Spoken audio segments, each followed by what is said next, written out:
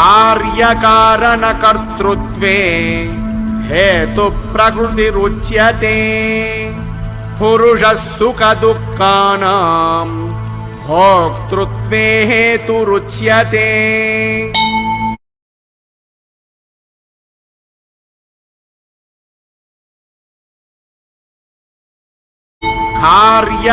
कार्यकारणकर्तृत्वे हेतु प्रकृतिरुच्यते पुरुषः सुखदुःखानां भोक्तृत्वे हेतुरुच्यते